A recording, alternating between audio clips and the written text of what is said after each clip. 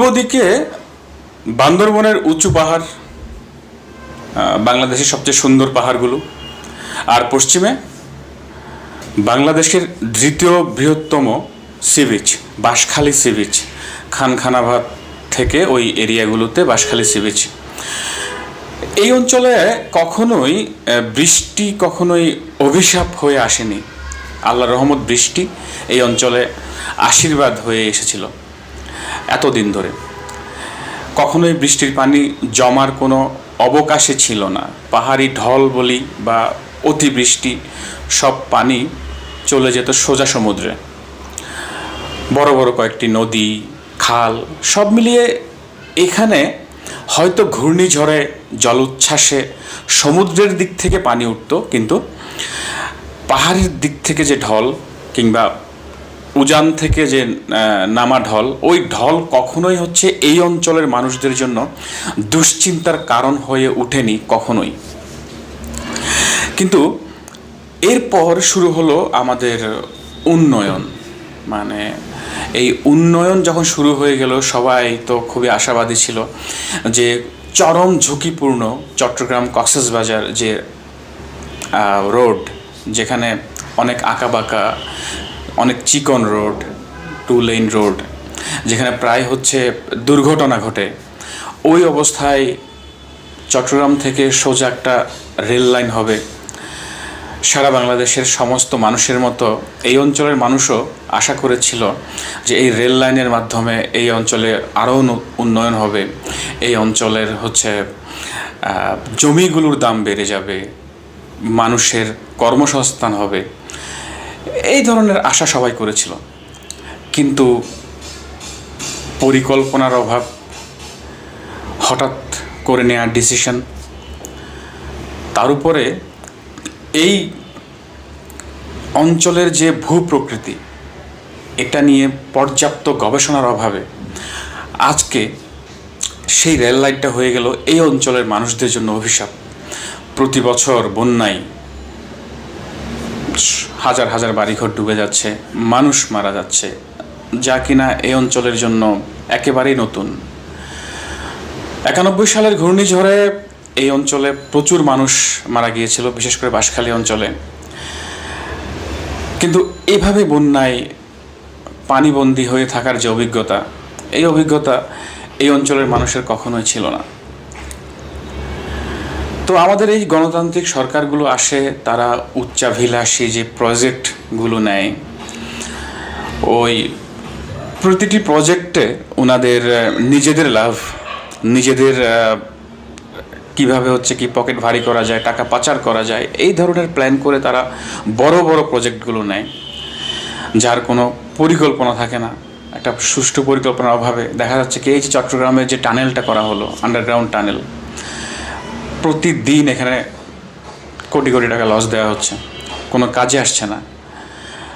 একইভাবে হচ্ছে কি, যে হাওর অঞ্চলে যে রাস্তাটা করা হলো, যে রাস্তার কারণে আজকে সিলেটে বন্যা আর আজকে চট্টগ্রামে বন্যা। চট্টগ্রাম থেকে কক্সবাজার যে রেল লাইন হলো, চমৎকার সুন্দর রেল স্টেশন হলো, মানুষ সবাই দেশের বিভিন্ন জায়গা থেকে কক্সবাজার আসা শুরু করলো, ব্লগিং শুরু করলো। কিন্তু তার পরিণতি এই অঞ্চলের মানুষ এখন ভোগ করছে। এভাবে সারা দেশে পরিকল্পনাহীন, উচ্চাভিলাষী কতগুলো প্রজেক্ট নেওয়া হয় বা হতো, এখনও হচ্ছে, এবং শেষ পর্যন্ত জনগণের দুর্ভোগ ছাড়া কোনো ধরনের সুফল এই প্রজেক্টগুলো থেকে পাওয়া যায় না। এবার আসি একটি ভিন্ন প্রসঙ্গে। প্রতিবার দুর্যোগ হয়, প্রতিবার বন্যা হয়, ঘূর্ণিঝড় হয়, আর আমাদের একটি মন্ত্রণালয় আছে, দুর্যোগ ব্যবস্থাপনা ত্রাণ মন্ত্রণালয়। জনগণের ট্যাক্সের টাকায় ওখানে প্রচুর বরাদ্দও থাকে, কিন্তু যখনই কোনো দুর্যোগ হয় দেখা যায় যে কি সাধারণ মানুষের কাছে হাত পাততে হয়, সাধারণ মানুষকে যেতে হয় দুর্গত অঞ্চলের মানুষকে উদ্ধার করার জন্য। ঠিক এই জায়গাটাতে আরেকটি চমৎকার ব্যাপার ঘটে। কার্ল মার্কস একটা কথা বলেছিলেন যে ধর্মকে আফিম বলেছিলেন রাশিয়ার বাস্তবতায়। তো সেটাকে আবার ভুলভাবে ইউজ করে আমাদের এই অঞ্চলের ওই সময়ের যারা ইসলামিক ছিল, যারা হচ্ছে কি ওই সময়ে বামদের সাথে আর্গুমেন্টে যেতে পারতো না, অত ভালো যুক্তি ছিল না, তারা হচ্ছে কি কোনো মতে তাদেরকে এক পাশে করে দেওয়ার জন্য এই শব্দটাকে তারা খুব বাজেভাবে ইউজ করেছিল, যে ধর্মকে আফিম বলেছে মানে এরা নাস্তিক, এরা কাফের, এই টাইপের একটা প্রতিক্রিয়াশীল একটা বয়ান তারা তৈরি করতো সাধারণ মানুষজনদেরকে। এইটা দিয়েই হচ্ছে তারা সোশ্যালিজম থেকে আলাদা রাখতো। অর্থাৎ ইসলামের মতো একটা কম্প্রিহেন্সিভ আইডিওলজি, একটা পৃথিবীর সর্বশ্রেষ্ঠ আল্লাহ প্রদত্ত যে ব্যবস্থা, এই ব্যবস্থা পেয়েও আমরা সঠিক যুক্তিতর্কের মাধ্যমে এই জিনিসটাকে আমরা ডিভাইন করতে পারি নাই। উল্টু আমরা হচ্ছে কি ওই যে ধর্মকে যে আফিম বলা হয়েছিল, এটার কনটেক্সটটা আমরা না জেনে আমরা হচ্ছে কি প্রতিক্রিয়া দেখিয়েছি, যার ফলে এই অঞ্চলে একটা কথা আছে যে ধার্মিক মানে প্রতিক্রিয়াশীল। এটা কিন্তু একটা বিশেষ পরিস্থিতির কারণে এই বয়ানগুলো তৈরি হয়েছিল। আচ্ছা, আমি এই প্রসঙ্গে কেন বলছি কথাটা, এই যে যখন দুর্যোগ হয়, ও দুর্যোগ হওয়ার পরে হুজুররা সবার আগে এগিয়ে আসে। আলহামদুলিল্লাহ, খুবই ভালো যে মুসলিমরা মুসলিমদের সাহায্যে এগিয়ে আসবে, কোনো সমস্যা নেই। কিন্তু সমস্যা তখনই হয় যখন আমরা এই ত্রাণ কাজটাকেই মনে করি যে আমাদের প্রাইম ডিউটি। আমরা বুঝি না যে আল্লাহ সুবহানাহু ওয়া তাআলা আমাদেরকে একটা সিস্টেম দিয়েছেন, রাষ্ট্র পরিচালনার একটা রাষ্ট্র ব্যবস্থা দিয়েছেন, যে ব্যবস্থার অধীনে এই দুর্যোগ ব্যবস্থাপনা কাজগুলো রাষ্ট্রই করবে। দেখা যাচ্ছে কুফা, দামেস্ক, ওই অঞ্চলে কখনো দুর্ভিক্ষ লাগলো, এদিক থেকে খলিফা মদিনা থেকে এমন এক ত্রাণবহর পাঠিয়ে দিল, কিংবা একবার মদিনায় দুর্ভিক্ষ হয়েছিল, যে তখন হচ্ছে অন্য আরেকটা প্রদেশ থেকে এমনভাবে ত্রাণ বহর চলে আসলো যে শেষ ওটটি, মানে খাদ্য বোঝায় যে ওট, শেষ ওটটি যখন এখান থেকে ছাড়া হয়েছে, মদিনায় গিয়ে প্রথম ওটটি পৌঁছে গেছে। এত লম্বা সারি ছিল ওই ত্রাণের বহরের। অর্থাৎ দুর্যোগ ব্যবস্থাপনা, ত্রাণ কাজ, এগুলো সম্পূর্ণ রাষ্ট্রীয় কাজ। রাষ্ট্রই হচ্ছে কি এই সম্পূর্ণ বিষয়গুলোকে ম্যানেজ করবে। আর জনগণ তো ট্যাক্স দিচ্ছে, তাকে কেন হচ্ছে কি এই পুরো দায়িত্বটা নিয়ে হচ্ছে তাকে চ্যারিটি করতে হবে ওখানে গিয়ে? হ্যাঁ, পার্সোনালি চ্যারিটি করতে পারে, এটা আলহামদুলিল্লাহ, এটা খুব ভালো কাজ। কিন্তু এটাকে প্রাইম দেখানো হয়, দেখায় কারা? হুজুররা। আর এটা করতে গিয়ে এই সিস্টেম যখন জুলুম করে মানুষের উপরে, তখন এই ধর্মটা মানুষকে ধৈর্য শিখায়, মানুষকে চ্যারিটি করতে বলে। এটা এক ধরনের, ওই যে মার্কস বলেছিল আফিম, আফিম আসলে উনি কিন্তু ওই নেশা অর্থে বলে নাই, কারণ রাশিয়াতে আফিম তখন নেশা ছিল না, তখন ছিল সিডেটিভ, যেটা মানুষকে ঘুম পাড়ায় রাখে, অবশ করে রাখে। ঠিক এইভাবে হচ্ছে কি ধর্ম দিয়ে অবশ করে রাখা হয়েছে। এবারে ত্রাণ কাজ, মানে সাতকানিয়া বাঁশখালীর ত্রাণ কাজ শুরুর সময় একটা চমৎকার ডায়লগ বের হয়েছে, যে যখন মাদ্রাসার হুজুররা ত্রাণ কাজ করছে, তখন কলেজ ইউনিভার্সিটির স্টুডেন্টরা তারা খেলা দেখছে। এটা একটা জঘন্যতম অপপ্রচার, এটা হচ্ছে কি হীনমন্যতা। এরা তো কাজের কাজ তো কিছুই করবে না, এই ত্রাণ কাজের দু একজন হচ্ছে ওখানে যাবে, আর গিয়ে হচ্ছে কি উম্মার মাঝে একটা বিভাজন তৈরি করবে। একটা জঘন্য একটা কালচার তৈরি হয়েছে যে বিভাজন তৈরি করা।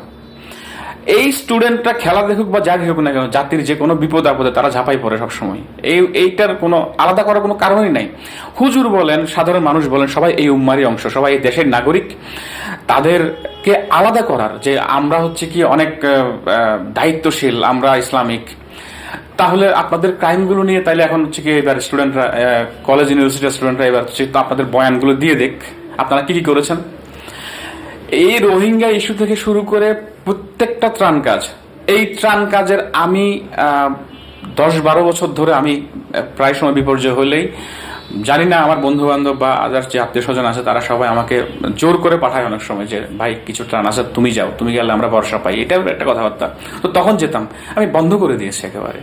কারণ এই ত্রাণ কাজ করতে গিয়ে যে জঘন্য কতগুলো কালচার দেখেছি, যে লুটপাট দেখেছি ত্রাণ কাজের, একেবারে মানে আপনার পবিত্র পবিত্র চেহারার মানুষগুলো হচ্ছে কি এই ত্রাণ কাজ করে সে দেখা যাচ্ছে কোটিপতি হয়ে গেছে।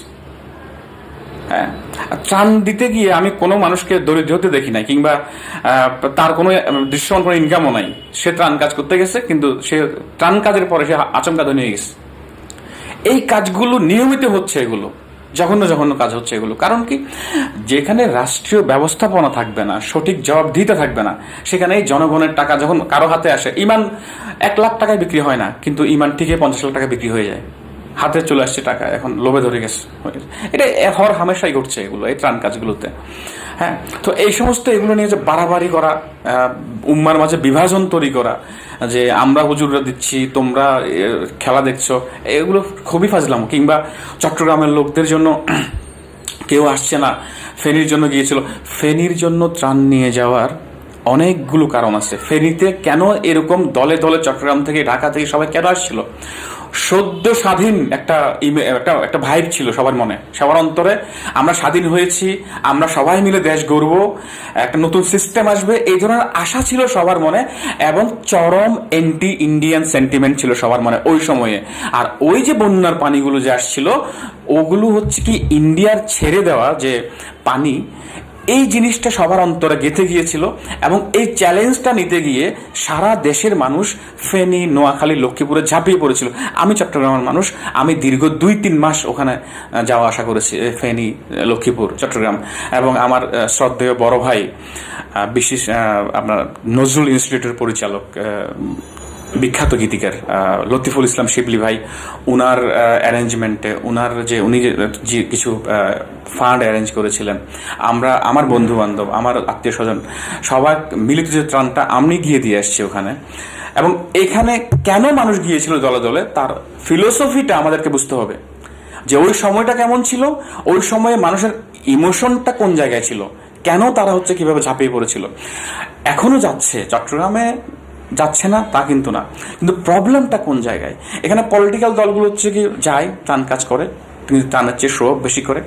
আবার এই ত্রাণ তোলার ক্ষেত্রে মানে প্রচুর পরিমাণ ধান্দাবাজ লোকজন জড়িত হয়ে যায়, যারা হচ্ছে কাপা কাপা গলায় ফেসবুকে, ইউটিউবে ভিডিও বানিয়ে ছাড়ে, আমাদেরকে হেল্প করেন, আপনাদের অনুরোধ এটা করেন। কিন্তু ওই ত্রাণের টাকা কতটুকুই, ত্রাণের প্রোডাক্ট বা ত্রাণের টাকা কতটা পৌঁছায় ওখানে? আমার ধারণা 20%ও না। এটা এবার আমাকে আপনারা গালাগালি করেন, যাই করেন না কেন, বাস্তবতা এটাই যে ত্রাণের মতো হরিলুট আর কোথাও হয় না। ত্রাণের টাকার মতো হরিলুট একদম পবিত্র মানুষগুলো করে এই কাজগুলো। হ্যাঁ, আর দেখা যাচ্ছে ট্রাক ভরে হচ্ছে কি ওখানে খাবার নিয়ে যাচ্ছে। এক ট্রাক খাবার আপনার পরিপূর্ণ করতে আপনার সর্বোচ্চ কত খরচ হয়? 2-3 লাখ টাকা। ত্রাণ উঠছে তার কাছে 50 লাখ টাকা। সে 2-3টা ট্রাক দেখায় হচ্ছে কি বারবার ওই ভিডিওগুলো বানাচ্ছে, ওই সেম মানুষগুলো বারবার ভিডিওগুলো বানাচ্ছে, তারপর হচ্ছে কি এই আপনার কাছ থেকে সে ওই টাকাটা সে নিচ্ছে। তো এই কারণে আমি বারবার বলি, আমাকে যারাই হচ্ছে কি বলে যে ভাই প্লিজ আপনি যান, হ্যাঁ, তো আমি বলি ভাই আপনাদের বিশ্বস্ত নিজেরা যান ওখানে, নিজেরা গিয়ে হচ্ছে যেটুকু পারেন দিয়ে আসেন, অথবা হচ্ছে কি আপনাদের আত্মীয় স্বজন, আপনাদের বন্ধু বান্ধবদের ভিতরে যাদেরকে আপনারা বিশ্বাস করেন, তাদেরকে কাউকে পাঠান। এই ভুইফোর যে যারা মানে এই ভিডিও তৈরি করে, মানুষের হচ্ছে কি খুবই ইমোশনাল ভিডিও তৈরি করে, দেখা যাচ্ছে কি এক ভিডিওকে 10 জন ইউজ করে। হ্যাঁ, একটা বৃদ্ধার ভিডিও, কিংবা একটা বাচ্চার ভিডিও, কিংবা একটা লাশের সিন, এইভাবে হচ্ছে কি আমাদের ত্রাণ কাজগুলো চলে। এই সত্যগুলো আসলে কেউ বলে না, কেউ বলতে চায়ও না। মানে একটা অবস্থা। মূল কথা হচ্ছে ভাই, আমাদের যে সমস্যাগুলো, আমাদের সিস্টেমের সমস্যা, আমাদের রাষ্ট্র ব্যবস্থার সমস্যা, যে রাষ্ট্র আমাদের দায়িত্ব নেয় না। আমাদের পাশের দেশ আমাদের জন্য পানি ছেড়ে দিবে, ওই রাষ্ট্রের মুরুদ নাই যে এখানে শক্ত অবস্থান নেওয়ার, কিংবা পাকিস্তানের মতো বলার মুরুদ নাই যে আপনারা ওই বাঁধ যদি না ছাড়েন তাহলে বোমা মারি দিব ওখানে, হ্যাঁ, আমরা অ্যাটাক করবো ওখানে। এই ধরনের সাহস তো আমাদের নাই, এই ধরনের শক্তিও আমাদের নাই। আমরা ওই শক্তি অর্জন করতে চাইও না, আমাদের পররাষ্ট্র নিয়ে দুর্বল। ঠিক একইভাবে হচ্ছে কি আমাদের ত্রাণ ব্যবস্থাপনা, আমরা কি গরিব দেশ? অবশ্যই না। আমাদের যেই অবস্থা এখন, যে আমাদের যে ইকোনমি, যেখানে 14 লক্ষ কোটি টাকা বা 15 লক্ষ কোটি টাকা হচ্ছে কি পাচার হয়ে যাওয়ার পর একটা রাষ্ট্র টিকে থাকে, কিভাবে টিকে থাকে ভাই?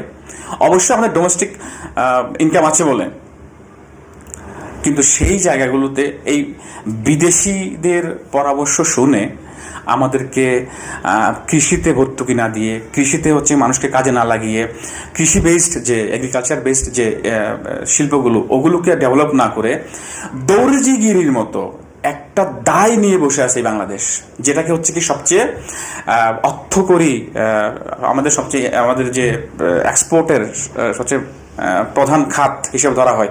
অথচ এখানে 80% প্রোডাক্ট কাঁচামাল বাইরে থেকে আসে, আমরা স্রেফ দর্জিগিরিটা করি। ওই দর্জিগিরি যে দরিদ্র শ্রমিকগুলো করে, তাদের ইন্টারন্যাশনাল স্ট্যান্ডার্ডে যে বেতনটা, ওই বেতনটা থেকে অর্ধেক মেরে দেয়, অর্ধেকের চেয়ে বেশি মেরে দেয় হচ্ছে মালিকরা ধনী হয়ে যায়। ওই কৃষকের বাচ্চাটা শহরে এসে মানবেতর জীবনযাপন করে, এই দর্জিগিরি করে। আমাদের মা বোনদের হচ্ছে পর্দা ঠিক থাকে না, তাদের লাইফস্টাইল হয়ে যায় ভয়ঙ্কর, অস্বাস্থ্যকর পরিবেশে তারা দিনের পর দিন থাকে। ঢাকা শহরে জ্যাম পড়ে থাকে। অথচ কিন্তু খাদ্য উৎপাদনে আমরা যেই রহমত আল্লাহ সুবহানাহু ওয়া তাআলা আমাকে দিয়েছেন, যে চমৎকার ভূমি, এই ভূমিকে আমরা ইউটিলাইজ না করে আমরা হচ্ছে কি ওই দর্জিগিরির দিকে চলে গেছি। আবার ওই দর্জিগিরিতে সামান্য যে জিএসপি সুবিধা পাওয়ার জন্য পুরো দেশটাকে বেছে দিছে। আর এখানে দালালি করছে শুয়োরের বাচ্চা, বলবো আমি এদেরকে, কিছু পলিটিশিয়ান যারা আমেরিকার এই চুক্তির পক্ষে কথা বলছে, যে বলছে যে কি আমাদের গার্মেন্টস ধ্বংস হয়ে যাবে যদি আমরা আমেরিকার কথা না শুনি। আমাদের খাদ্যে আমরা স্বয়ংসম্পূর্ণ না। আমরা 80 কোটি মানুষের খাবার তৈরি করতে পারি যদি আমাদের অনাবাদী জমিগুলো যে আমরা আবাদ করি, সরকার কৃষক নিয়োগ দেন, পর্যাপ্ত সাপ্লাই বজায় রাখেন মার্কেটে, দ্রব্যমূল্য কমে যাবে। আমরা কৃষক, আমরা চাষ করে খেয়ে দিয়ে আমরা ভালো থাকবো। এবং এগ্রিকালচার বেসড, যে আমাদের চিনিকল বন্ধ, আমাদের পাটকল বন্ধ, আমরা ইচ্ছে করলে হচ্ছে কি আমাদের পাহাড়গুলোকে ইউজ করতে পারি তুলে চাষে।